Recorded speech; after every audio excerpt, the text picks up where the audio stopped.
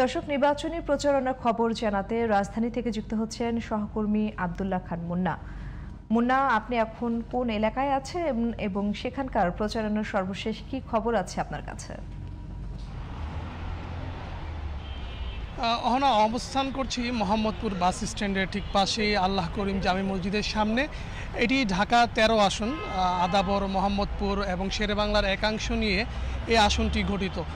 বিগত সময়ে আমরা যেটি জানতে পেরেছি, এখানকার যারা জনপ্রতিনিধি ছিলেন তারা বিভিন্ন সময়ে প্রার্থীদের প্রতিশ্রুতি দিয়ে ভোটে অংশগ্রহণ করে বিজিত জয়লাভ করেছেন, কিন্তু পরবর্তীতে এই অঞ্চলের মানুষদের সাথে যোগাযোগটা অনেকটাই কম ছিল। জলাবদ্ধতা থেকে নিরাপত্তাহীনতা, গ্যাস সংকট থেকে কর্মসংস্থান, সব কিছুরই সমস্যার একটি সম্মুখীন হয়ে আছে এই মোহাম্মদপুর আদাবর এলাকার মানুষজন। তবে এবারের নির্বাচনে কিছুটা ব্যতিক্রম রয়েছে বলে বলেছেন এখানকার যারা স্থানীয় বাসিন্দা রয়েছেন।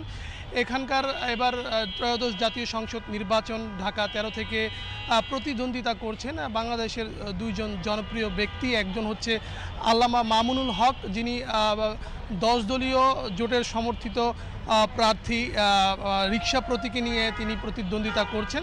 অপরদিকে আরেকজন প্রার্থী রয়েছেন যিনি বিএনপি সমর্থিত ধানের শীষ প্রতীক নিয়ে প্রতিদ্বন্দ্বিতা করছেন, ববি হাজ্জাজ। তিনিও বিগত এই ২০২৪-এর যে জুলাই আগস্ট আন্দোলনে গুরুত্বপূর্ণ ভূমিকা রেখেছিলেন এই দেশকে নতুন একটি বাংলাদেশ তৈরি করার লক্ষ্যে। আমরা এখন যেই জায়গাটিতে অবস্থান করছি, মোহাম্মদপুর বাস স্ট্যান্ডে আল্লামা করিম মসজিদের সামনে।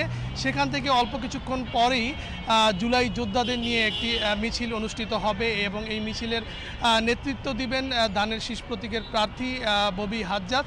এছাড়া সকালের দিকে আল্লামা মামুনুল হক ৭ মসজিদের রোডে অবস্থান করছেন। আমরা এখানকার যারা সাধারণ ভোটার রয়েছে তাদের সাথে আমাদের কথা হয়েছে, তাদের কাছ থেকে যেটি আমরা জানতে পেরেছি, এই মোহাম্মদপুর আদাবর এলাকায় বিভিন্ন সমস্যা রয়েছে, বিশেষ করে যানজট, বায়ু দূষণ, শব্দ দূষণ, গ্যাস সংকট এবং বিশুদ্ধ পানির সরবরাহেরও কিন্তু একটি সংকট রয়েছে। বিগত সময়ে এই অঞ্চল থেকে অনেক হেভিওয়েট প্রার্থীরা নির্বাচিত হয়েছেন, তাই এখানকার ভোটারদের একটি চাওয়া, যারা এই মুহূর্তে যারা ভোটারদের আশ্বস্ত করতে পারবেন যে আগামী নির্বাচনে তারা নির্বাচিত হওয়ার পর এই অঞ্চলের মানুষদের ভোটের বিজিত হওয়ার পর এই অঞ্চলের মানুষদের পাশে দাঁড়াবেন, এই অঞ্চলের ভোটাররা তাদেরকেই ভোট দিবেন।